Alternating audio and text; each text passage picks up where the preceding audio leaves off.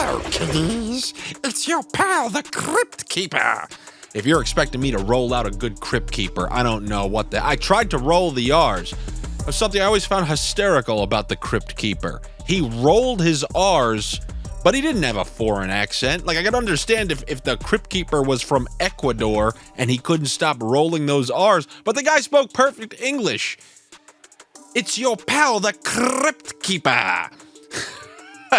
Hey, look, it's October. You know I'm a horror movie guy, and I never liked how you get 25 days of Christmas on ABC Family Channel, and you never got 31 days of Halloween. They gave it 13.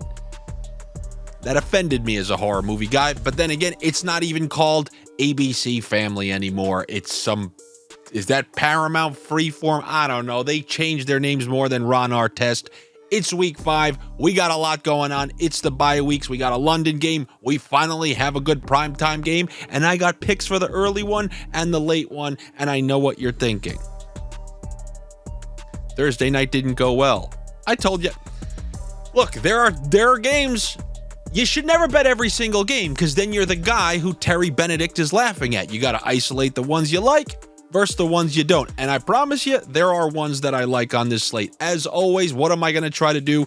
Maximize the value on players who we know are great talents and take advantage of those slightly lower numbers. And we're going to do a little tiered sniffing where we're going to take adjusted receiving totals on some of those players after we take the overs or unders on some of their other totals.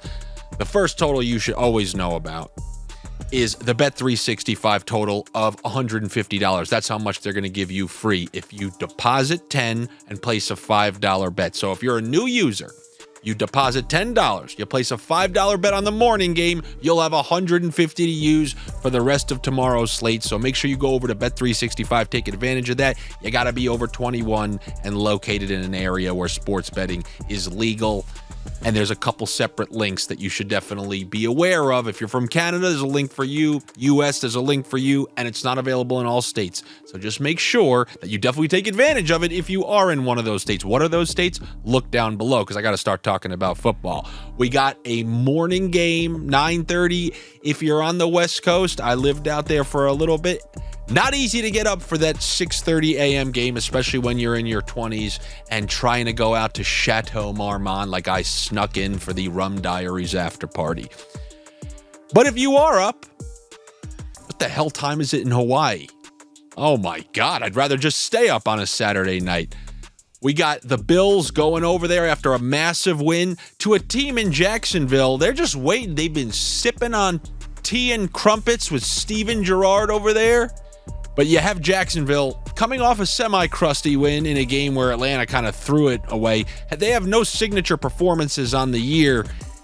This may dial up for a signature performance, maybe even in a loss. But I'll tell you what, a team who's acclimated to the time zone and the disgusting food and being over there for over a week already, I think they're better suited to handle the time differences and things associated with that than the Buffalo Bills. Even if this was a game in Jacksonville, I would say this kind of seems like a letdown spot for the Bills, because if you're one of these Bills, you've cleared the stench of that loss against the Jets with an emphatic beatdown of Miami. People are talking about you're the kings of the AFC again. And what reason do you have to get up to play this kind of lackluster Jacksonville team? Not to say that Jacksonville's going to win, but I think you're good. They've had a couple chances already. Didn't put a signature performance up against Kansas City. They've been pretty mediocre throughout these first 4 games. I'm looking for them to finally put together a very good game and game plan on offense against a team that's traveling from, across the Atlantic. And who knows, maybe they're riding a little too high after that win. I'm going to take the points with Jacksonville. I'm going to do it. They served us well last week, but I know there's this streak running of favorites smashing in these isolated London games. I'm not lumping this game in with the other ones. This is a unique circumstance. Never has a team just lingered over there for an entire week. There are advantages to that. Go ask Justin Gaethje, who tried flying over to Fight Island right before, and Khabib had been like waiting there for 3 months, and he massacred him. He said, when I walked into the octagon, I could tell this guy no acclimated. He didn't say that. But I love how him and Islam and all those, they call everyone this guy. This guy is nobody. This guy, I'll tell you who this guy who is somebody, and that's Calvin Ridley. We had the over on him last week. Unfortunately, just missed out on it. Bad foresight on my part. I thought he was due. He was shadowed last game, I read, more than any. They say shadowing's a little overrated, but the highest shadowing percentage of any corner on any wide receiver all season was Calvin Ridley last week. This is the week that I'm going to roll that over to, and especially because this is Calvin Ridley. He is one of the top receivers in the NFL, I believe, a top 10, top 12 receiver. We saw that earlier in the year, just missed out on his second big week, and because of a few lackluster performances in there, we are getting him at a number in the 50s. I'm sorry, that's a number I have to take, and I will do alternate. Couple deli slices on 60, couple deli slices on 80.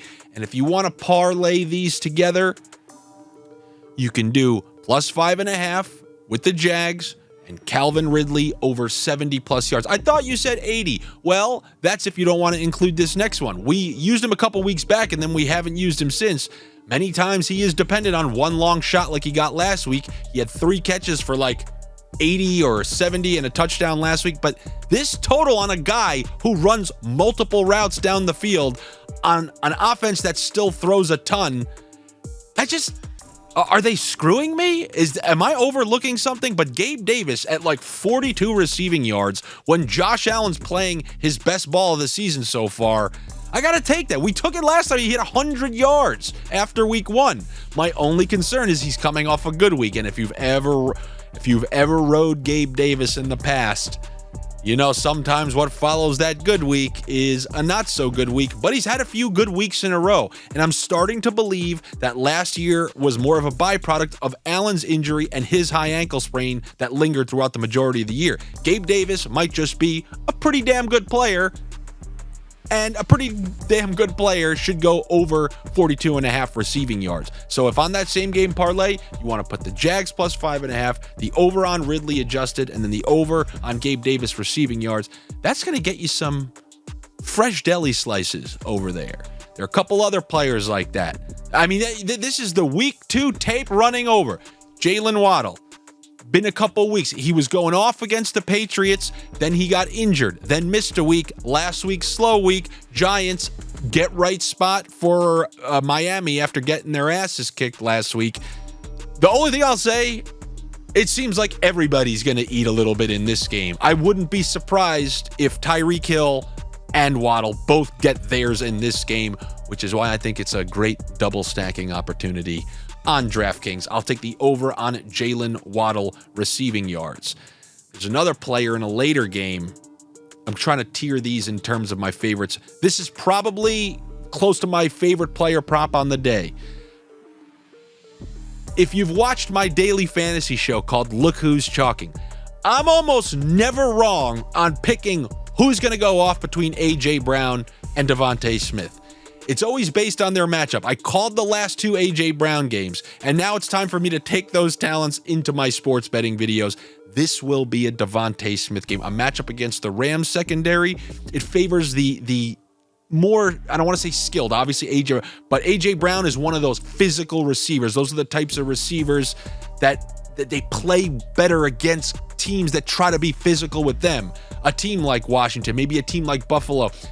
This is going to be a Devontae Smith game. I'm going to take the over on his receiving yards and even the adjusted, throw on an extra 10 or something like that. You can do some tiered sniffs with Devontae Smith.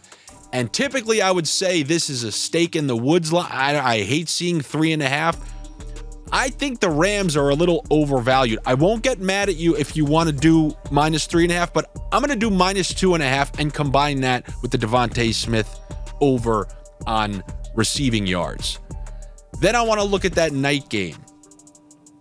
If you're watching these videos, everyone wants to know Andy's Shanahan plays. I weirdly think you're going to get an excellent effort from Dallas. This is one of those lines where if it's -2.5, yeah, I'll probably go Niners. +3.5, I'm going to go Dallas.